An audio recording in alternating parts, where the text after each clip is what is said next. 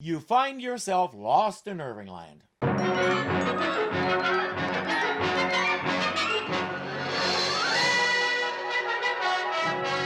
At last we come to one of the most famous episodes of the series. And it ain't famous because it's spectacularly good. For a change, Will is the one doing the scheming. They're having a birthday party for the robot, but he isn't happy with the setup. You know, what this table lacks is real plants and ferns and stuff like that. I mean, penny fixing's nice, but it's just plastic stuff. I'll bet there are lots of real ones down on that planet we're orbiting. But that's not going to do us any good, is it? Well, I think I'll go wrap my gift. Excuse me. Seed planted, let's sit back and watch it grow.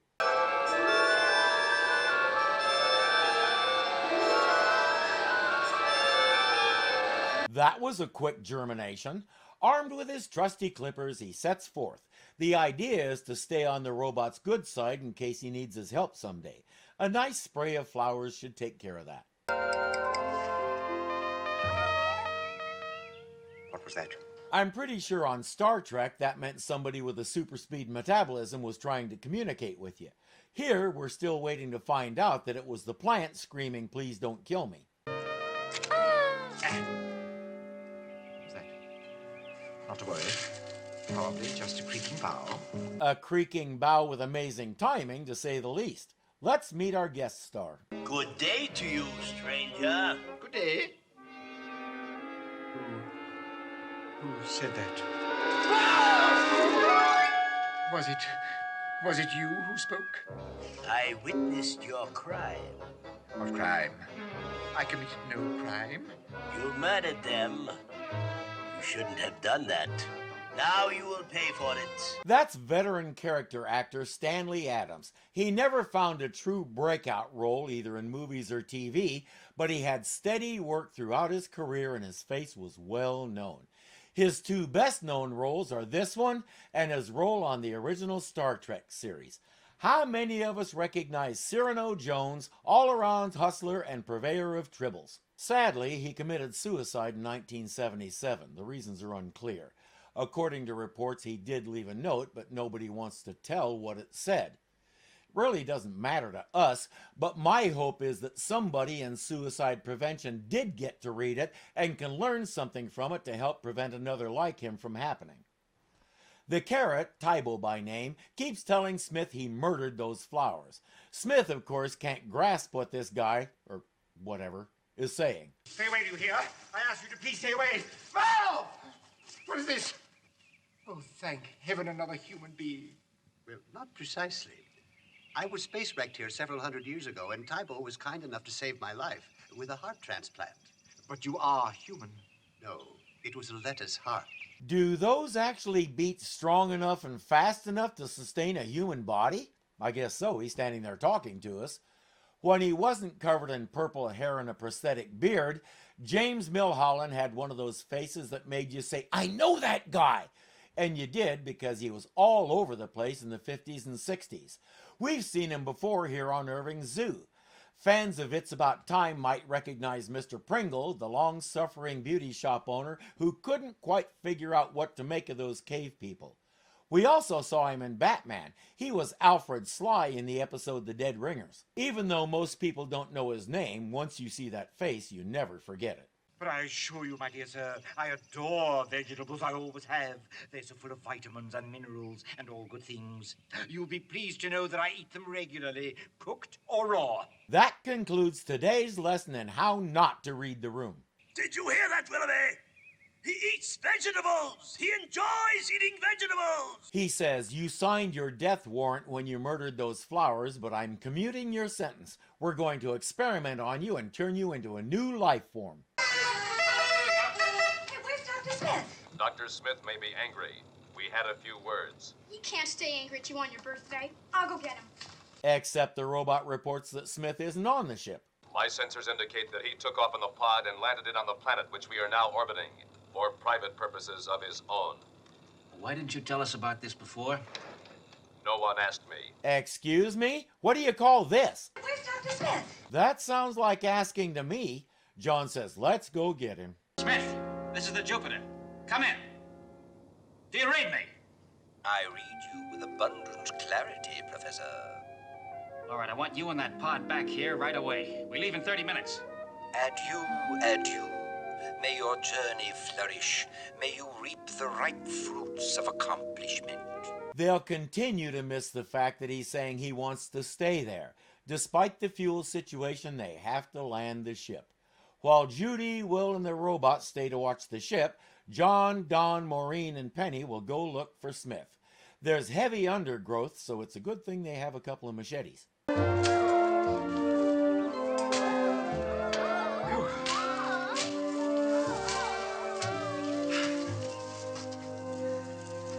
me if I'm wrong, but I seem to be hearing things. You like voices? Call them that, I guess. Yes, I heard them too. Every time I cut through a vine or a branch. How they're making those sounds, we won't find out. Just go with it. The only one who's open to the idea that the plants on this world feel pain is good old Penny, the compassionate one. Still, Maureen is about half convinced herself. John says no matter, we have to cut through all this to get to the pod. Except from what I can see, no, they don't. That growth is sparse enough that you could make your way around, over and under without doing any harm. But that might take 5 minutes longer, and we can't have that, despite our suspicions that we're doing mortal harm to sentient beings.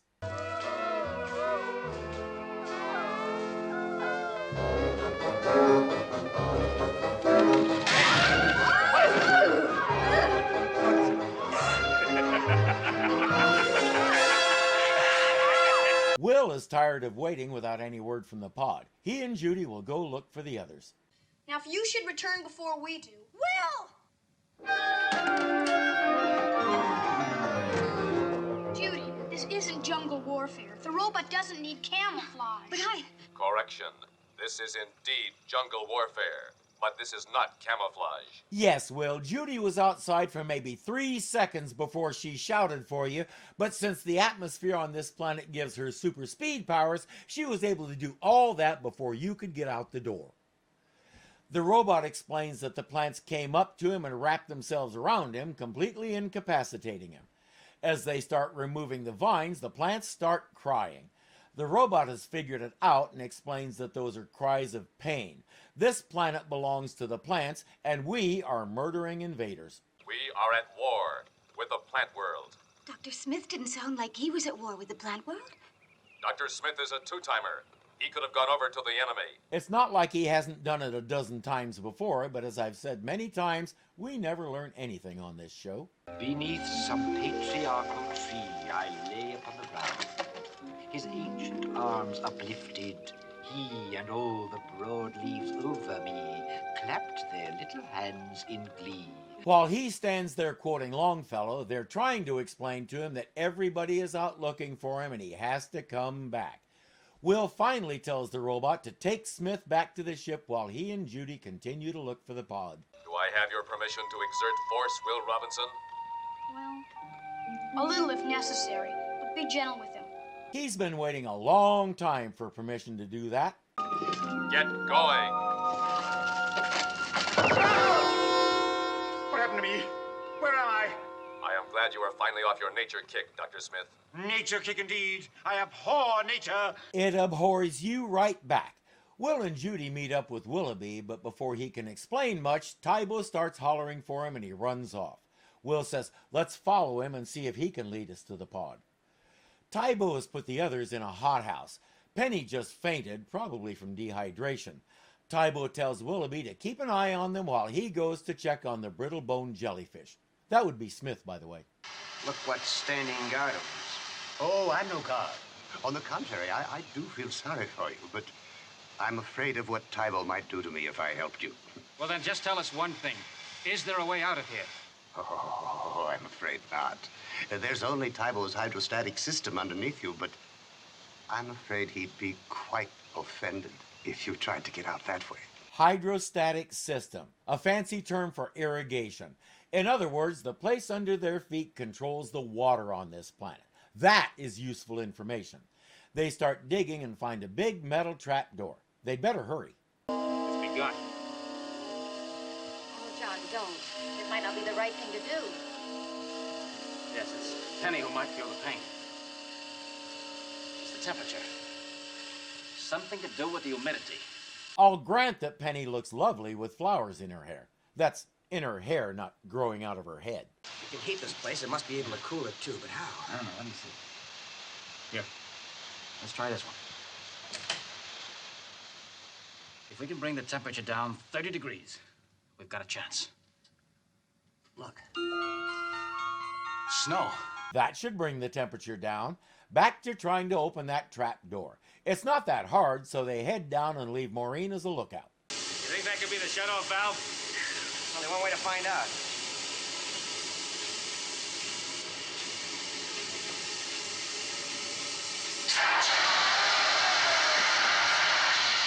Righty-tighty, lefty-loosey, John. If you're trying to close it, you need to turn it clockwise. Ahem. Now what? Perhaps the good professor has a clock similar to yours. What do you mean? Is your living room, or is it not, adorned by this novelty item? That's a recent development. Not so. You told me yourself that one of your favorite places to eat as a child had one, and that is what gave you the idea. Yeah, the chicken kitchen. They did have a backwards clock that fascinated me. They had the best fried chicken in the world. They had a ghost. Why would John have one on the ship? Stop doing that to me. My work here is done. Smith has stopped, and in his usual crybaby way, he says he can't go another step. He orders the robot away, so the robot goes back to Will and Judy. Negative. It cut me to the quick to have to abandon him. But he ordered me to leave him. And when a buddy gives a robot an order, what is a robot to do but obey? Well, I'm countermanding that order. There's an issue that's been a problem since the start of the second season. Who's in charge of the robot? In the first season, he only answered to Dr. Smith. But by this time, anybody can give him an order and anybody else can countermand it. Will can order him to go back and get Smith, but Smith can just as easily order him not to, and the robot has no idea whom to obey. Back at the hothouse, they've located the main shutoff switch, but Tybo is coming. Gotta get back upstairs. Tybo accuses them of trying to kill themselves with the snow, then turns up the heat on them. Moisture, moisture. I must have my moisture.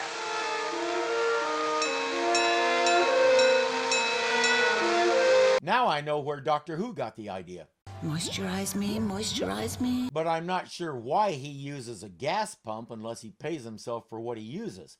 If you were born after 1970, you might not recognize that as a gas pump, but a long time ago in an America far, far away, that's what they looked like. And sounded like. Maureen, while we're gone, take care of Penny. Yeah! Will, stay back. We're imprisoned by a force field. Imprisoned by whom? You wouldn't believe him if he told you. John, who was always way too eager to sacrifice himself, says you two get back to the ship. If we don't show, get out of here. Look, Dad, the robot's not far from here. He could crash through this easily. Now, that's an idea. All right, get him. While they're doing that, he and Don will head back down and flip that off switch. Well, it stopped circulating. Yeah, if they don't have a backup system or a reservoir to take its place. Which they probably don't. Whoever built this, whether Tybo or someone before him, likely didn't see the need since there's nobody here but us plants. Will and Judy have found the robot, and Willoughby, and Dr. Smith. I got here as fast as I could, Will Robinson, but it was already out of my hands. If causing these plants pain is such a bad thing, why is Willoughby standing there eating Dr. Smith? Dr. Smith, I was afraid something like this was going to happen to you. You should have kept moving around. It's kismet, my boy. What will be, will be. Well, at least he'll stop demanding that they pay him a salary. Judy, you'd better stay here with Dr. Smith. I'll take the robot and go find Mom and Dad. Come on, robot. We've got a big job ahead of us. I'm not sure what he expects Judy to do besides maybe try and keep Willoughby from nibbling. He and the robot are on their way, but Tybo is already there. Strange, I seem to be losing pressure.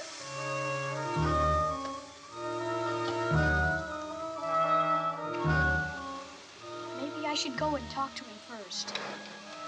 You stay here. If he gives me any trouble, you know what to do. I don't know what makes Will think there's any talking to this guy, but he's one of the few who hasn't tried yet. May as well.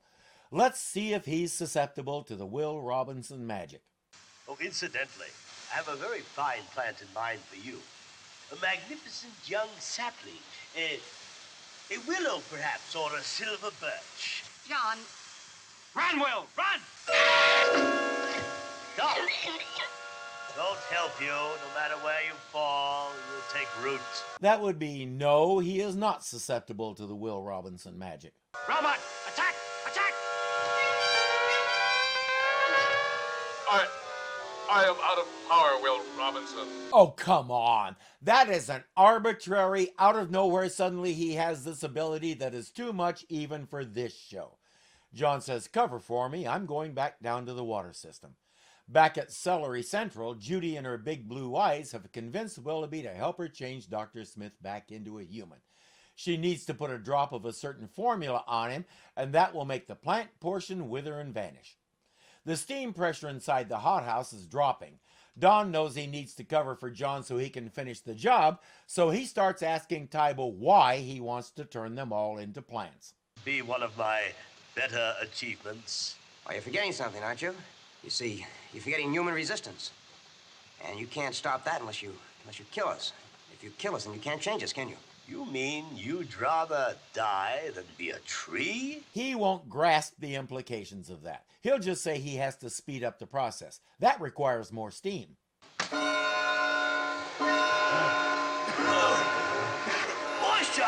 Water! I must have water! He ain't gonna get it. John was intensely successful. As quick as he gets upstairs, things down below start exploding. He sends everyone else back to the ship. Water. Here.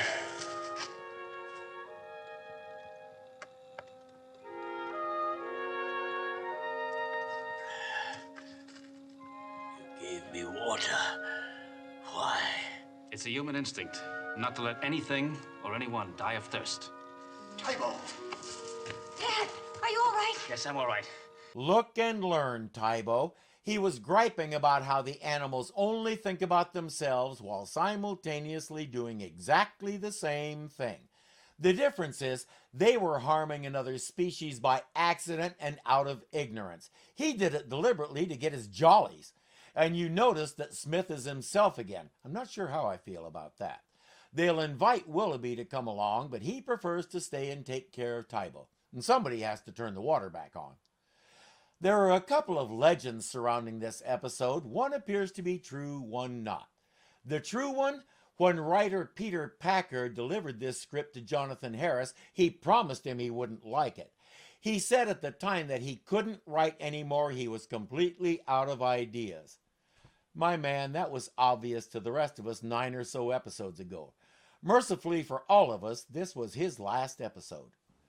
The other involves Guy Williams and June Lockhart. You'll read it in several places. As the story goes, those two plus Mark Goddard couldn't stop laughing during the scene in the net when Tybo was prancing around and carrying on like a TV preacher with a skin condition. The legend says that Williams and Lockhart made the powers that be so angry they wrote them out of the next 2 episodes, one of which was slated to begin the 4th season and was never aired. But at least one source says that's not true, that their contracts didn't require them to be in those episodes, so they chose to take the rest of the season off. It comes down to a question of whom you believe, but I can't see anybody doing that to them for such a petty reason. In recent years, this episode has experienced a resurgence in popularity, and I frankly am at a loss to figure out why. It's not even one of those kind that's so bad it's good.